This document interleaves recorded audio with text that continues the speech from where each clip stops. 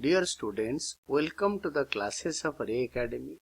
We are studying the book on analysis of financial statements, and the chapter is on cash flow statement, and the concept is how to prepare cash flow statement.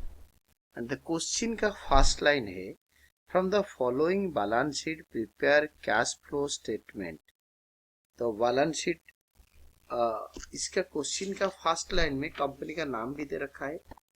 Balance sheet of Varun limited as at 31st March of the current year is as follows.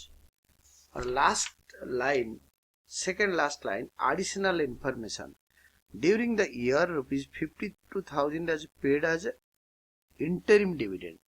ये interim dividend add tax and extraordinary item में add होगा, financing activities में minus होगा.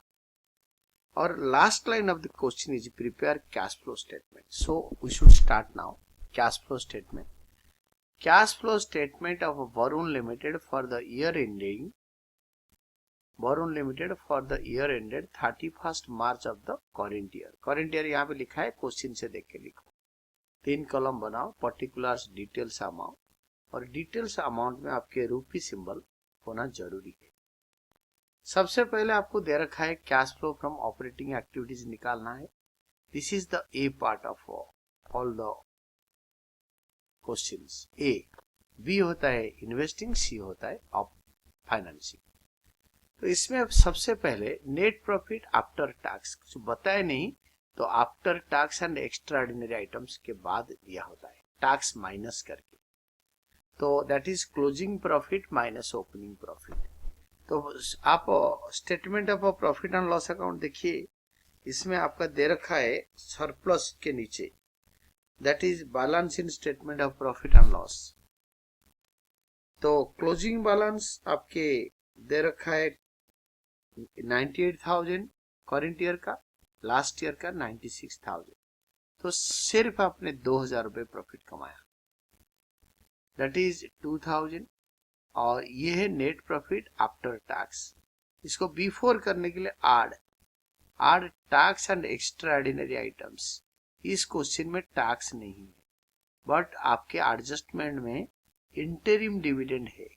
Interim dividend provided in the current year, also paid in current year. लिखा है paid and provided, one English. यहाँ पे provided लिखते हैं और फाइनेंसिंग में लिख देंगे पेड. तो this will be much better. Then इसको इकलौता आइटम था, तो दोनों को ऐड करके आप फाइनल कॉलम में लिखो, that is 54,000. This is net profit before. After के साथ tax and extraordinary item add करो, बिफोर एक्स्ट्राऑर्डिनरी आइटम आएगा. तो दिस वाज वन एक्स्ट्राऑर्डिनरी. तो this was an extraordinary item जो interim dividend. Add non operating expenses. Non operating और non cash expenses आपका इकलौता है, that is depreciation charge during the year. ये आया कहां से? आप नेक्स्ट पेज में देखो, इसके अंदर दे रखा है एक्यूमुलेटेड डेप्रिसिएशन 54,000 से करेंट ईयर में 72,000 हो गया. तो the difference is 18,000. This is depreciation charge during the year. इसको ऐड करने के बाद net profit before working capital changes आ गया. Net profit before working capital changes 72,000. Then add decrease in current assets and increase in current liabilities. Add decrease in current asset, increase in current liabilities में आपके आएगा trade payable. Trade payable होता है current liability और वो increase हो रहा है, तो 10,000 आप ऐड करो. Then the next one is आपके दो आइटम है इन्वेंट्रीज. आपके इन्वेंट्रीज डिक्रीज हो रहा है, डिक्रीज इन करंट एसेट, ये भी ऐड होगा. ये दोनों में कैश का इनफ्लो होता है. इसको अगर हम 72,000 के साथ ऐड करेंगे तो हमारे पास बैलेंस आएगा, बैलेंस 88,000. ये बैलेंस न लिखने में भी चलेगा, लिखोगे तो बेटर है. तो आपको देखो, ये अमाउंट कॉलम मैंने पूरा वैकेंट रखा हुआ है. आप भी हमेशा पूरा वैकेंट रखोगे. अभी तक अमाउंट नहीं आया, जब ये आ जाएगा तो अमाउंट कॉलम में लिखूंगा. और मैंने कहीं पे ब्रैकेट नहीं लगाया माइनस आइटम के, क्योंकि मैंने लेस लिख रहा हूँ यहाँ पे। लेस जहां लिख रहा हूं तो अगर ब्रैकेट लगा दूंगा तो the things will go wrong, वो लेस और ब्रैकेट ऐड हो जाता है। तो अगेन लेस लिखा तो ब्रैकेट नहीं लगाऊंगा। Increase in current asset and decrease in current liability cloth item है, दैट इज बिल्स रिसीवेबल या trade receivable. Trades receivable is bills receivable and debtors. ये इंक्रीज हो रहा है तो पैसा हमें, अगर रिसीवेबल हमारा इंक्रीज हो रहा है तो हमारा आउटफ्लो हो रहा है 8,000 6,800। तो 6,800 को आप इसके से लेस करो। देखो मैंने ब्रैकेट नहीं लगाया, तो इसको यहां लिख सकते हैं फाइनल कॉलम में। Now time has come, cash flow from operating activities. अगर माइनस में आएगा तो bracket and cash lost in operating activities, flow from के लॉस्ट इन ऑपरेटिंग एक्टिविटीज कर सकते हैं। Then comes investing, cash used in investing activities. ये used in investing मेरे को पता चलेगा। अब इसको ब्लैंक छोड़ूंगा, बाद में भर दूंगा। इसके लिए मैं मशीनरी अकाउंट या फिक्स्ड एसेट अकाउंट हमारा दे रखा है, यहाँ पे देख लो, मशीनरी, लैंड, बिल्डिंग, तीनों अकाउंट दे रखा है। लैंड बढ़ गया तो लैंड परचेज्ड, पैसा गया माइनस, पैसा गया। इस यहीं से ब्रैकेट वाला शुरू कर सकते हो। देन बिल्डिंग भी बढ़ गया, building purchased minus, land purchased, building purchased and the last one is machinery purchased. देखो ये तीनों एसेट बढ़ रहा है तो तीनों माइनस में लिख दिया। ये तीनों माइनस को ऐड करके यहाँ पे लिखूंगा माइनस। तो यहीं से मेरे को पता चला ये -60,000, तीनों को ऐड करूंगा तो तीनों माइनस हो जाएगा। दिस इज मेरे को यहीं से पता चला cash used in investing activities. तब मैं इसको इधर से यहाँ फिल अप कर दिया, fill in the blanks.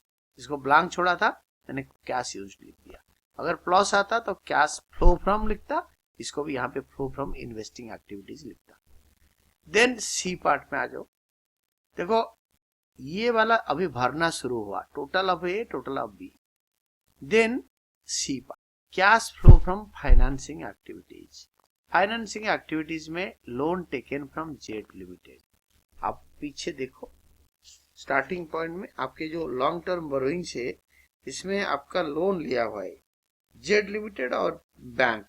Loan Z limited से लिया, बैंक को रिपे करा। लोन लिया तो लोन टेकन, टेकन मतलब पैसा आया प्लस, एंड बैंक का लोन रिपे कर दिया 10,000। Bank loan paid -10,000 and the last one is interim dividend paid in current year. Interim dividend paid in current, यहाँ पे पेड कर दिया, माइनस होगा, और एक्स्ट्राऑर्डिनरी आइटम में ऐड करा था बिगिनिंग में 52,000। देखो 40,000 प्लस -62,000, तो यहाँ पे माइनस में आएगा -22,000। दिस इज कैश यूज्ड इन। मैं फ्लो फ्रॉम निकाल रहा था, यूज्ड इन आया। तो अगर यहाँ फ्लो फ्रॉम रह गया, यहाँ पे यूज्ड इन आया, कोई दिक्कत नहीं है। तो दिस इज ए प्लस में आया है, बी माइनस में, सी माइनस में। तो आप लिखोगे D is equal to A minus B C, A minus B minus C. That is यहाँ पे माइनस में आंसर आया, दैट इज नेट डिक्रीज। नहीं तो प्लस में था तो इंक्रीज लिखते, net decrease in cash and cash equivalent. तो इसके साथ opening cash and cash equivalent add करेंगे। तो यहाँ पे करेंट इन्वेस्टमेंट है नहीं, करेंट एसेट्स में करेंट इन्वेस्टमेंट्स हमारा है नहीं। अगर करेंट इन्वेस्टमेंट है नहीं तो हम सीधा opening cash and cash equivalent add करेंगे, जो कि क्वेश्चन में दे रखा है। लास्ट ईयर का बाद में दे रखा है, करेंट ईयर का पहले दे रखा है। अगर हम इसके साथ 8,000 ऐड करेंगे तो our answer will be closing cash and cash equivalent. This will be closing cash and cash equivalent. Closing cash and cash equivalent that is 8,000 minus 800 is equal to 7,200 and this is the final answer. ये आपके final answer. तो आपको अगर एक ही बारी में समझ में नहीं आता है तो बार बार इसको देखो। क्वेश्चन अगर एक बार में समझ में नहीं आया तो 10-15 बार पढ़ो क्वेश्चन, उसके बाद कितने बार वीडियो देखो, definitely you can understand and you can keep on learning. आप पढ़ते रहो।